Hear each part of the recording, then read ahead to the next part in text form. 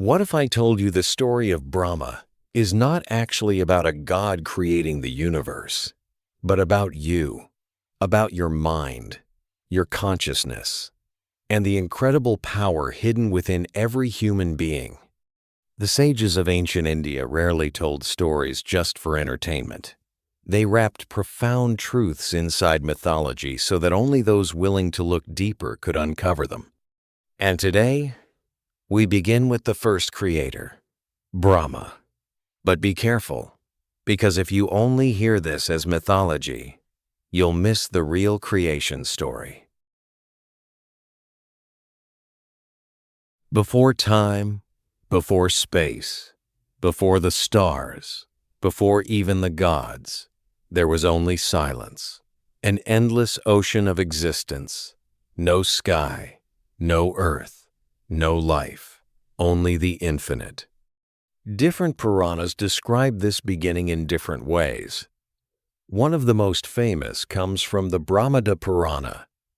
It speaks of a magnificent Hiranyagarbha, the golden cosmic egg, an egg that contained not just life, but every possibility of existence. Inside this cosmic womb grew Brahma himself, not born from parents, not created by anyone. He is called Svayambhu, the self-born one. The Purana describes that Brahma remained within this golden egg for an entire cosmic year, absorbing, waiting, until the moment creation itself wished to emerge. Then, the egg broke. One half became Svarga, the heavens. The other became Prithvi, the earth. Between them arose the sky. Time began to flow. Directions appeared. Language emerged. The senses awakened. The universe had taken its first breath. But another tradition, perhaps the one most people know, tells the story differently. The Vishnu Purana says Lord Vishnu rested upon the endless cosmic waters in perfect stillness. From his navel, a magnificent lotus slowly blossomed. Upon that lotus sat Brahma. Imagine that image, an infinite ocean, absolute silence, one single lotus, and upon it, the Creator opening his eyes for the very first time. The lotus wasn't just a flower, it was the universe unfolding itself. Now here's something remarkable. Brahma didn't build creation with tools. He didn't carve mountains with his hands. He didn't sculpt humanity from clay. He simply thought. The Puranas repeatedly call his first creations Manasaputras, mind-born sons. From his own consciousness emerged the great sages, Marichi, Atri, Angira, Pulastya, Pulaha, Kratu, and Vashista. These were not ordinary beings. They were carriers of wisdom, the first architects of civilization itself. Soon after, Brahma brought forth Rudra, the force that would later be known as Shiva, and then the eternally youthful sage, Sanat Kumara. Notice something. Everything comes from consciousness first. Nothing begins outside. Everything begins within. Then came perhaps the most important creation of all. From his own being, Brahma created Svayambhuva Manu and Satarupa, the first man and the first woman, the ancestors of humanity. Every human being, according to the Puranas, is descended from Manu. But here's where the story becomes astonishing. The text doesn't merely say Manu was created. It says he was born from Brahma's mind. The Devi Bhagavata Purana declares, Brahma produced from his mind Svayambhuva Manu and his wife Shatarupa. That single sentence changes everything. Because if humanity comes from mind, perhaps the story was never talking about biology. Perhaps it was always talking about consciousness. And then we notice another curious detail. Brahma has 4 heads, one looking north, one south, one east, one west, each representing one of the 4 Vedas. Knowledge in every direction. Nothing escapes his vision. No perspective is ignored. Every symbol, every image, every detail seems to be trying to tell us something. But what? Was Brahma really just the first creator? Or is Brahma actually describing something happening inside every one of us? Because once you understand why the creator is called mind-born, the entire story transforms, and that's where the real journey begins. Most people hear the story and stop at the mythology. But the rishis never intended us to stop there. Every symbol is pointing inward. Let's start with a single Sanskrit word, manas. It simply means mind. Now remember what the Puranas repeatedly call Brahma's children? Manasaputras, mind-born. Not body-born, mind-born. And the first human, Manu, is one of them. This isn't a coincidence. Many scholars have long noted the deep connection between Manu, Manushya, meaning human, and Manas. The language itself whispers the secret.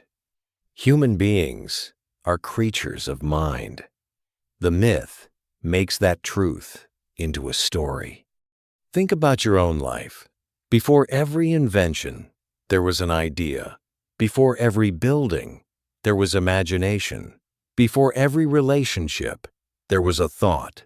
Every success, every failure, every civilization, every empire, everything humanity has ever created first existed inside someone's mind. Isn't that exactly how Brahma creates? Not with muscles, not with machines, but with thought. The universe begins where consciousness begins. Now look again at the lotus. Why a lotus? Because the lotus grows from muddy water, yet rises above it, untouched. In Indian philosophy, the lotus has always symbolized consciousness awakening from ignorance. So when Brahma emerges from a lotus growing from Vishnu, perhaps it means something extraordinary. Creation itself flowers from pure awareness, just as every beautiful life flowers from an awakened mind. Then comes the golden egg, the Hiranyagarbha. An egg is fascinating. From outside, it appears empty, silent, motionless. Yet inside, an entire life waits.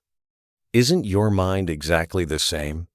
From the outside, people see only your actions, but inside, ideas, dreams, possibilities, entire worlds are waiting to hatch. The sages weren't describing astronomy. They were describing you. And what about Brahma's 4 heads? Why not one? Because true creation demands more than intelligence. It demands perspective. To create wisely, you must see from every direction.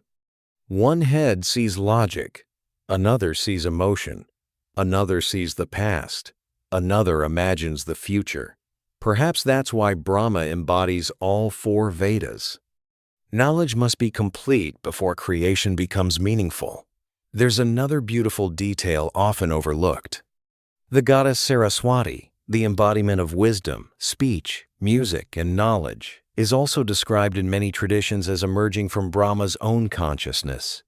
She is called Manasa Putri, thought-born. Knowledge itself is born from awareness. And then, knowledge begins shaping the creator.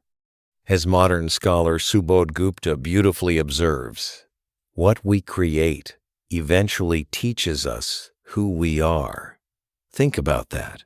Every book you write, every business you build, every child you raise, every dream you pursue, eventually, they begin changing you. The creator is transformed by the creation. And then comes one final mystery. Have you ever wondered, if Brahma created the universe, why is he barely worshipped today? Because creation is only the beginning. Once life begins, it must be preserved. It must evolve. It must transform. Creation is a spark. Living it is the real journey. Perhaps that is why Brahma quietly steps into the background, while other forces continue the cosmic dance. And maybe that's exactly what happens inside our own lives too. So the next time someone tells you Brahma created the universe, ask yourself, which universe? The one outside, or the one that awakens inside your own consciousness? Perhaps they were always the same. Perhaps the oldest story in the world has been telling us who we are without ever saying it directly. If this perspective made you see Brahma in a completely different light, leave a like and subscribe to the channel if you enjoy exploring the hidden wisdom behind our ancient stories. And don't forget to check out part 2 of Vishnu's story in the next episode, because the journey through the Trimurti is only just beginning.